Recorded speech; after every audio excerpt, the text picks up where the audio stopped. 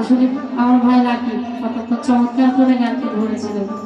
এই একটু আমার নাম ক্ষমা করবেন ভুল ত্রুটি। আমার কাছে আদেশের কিছু গান আছে, সেখান থেকে আমার বোন গেয়ে গেলেন।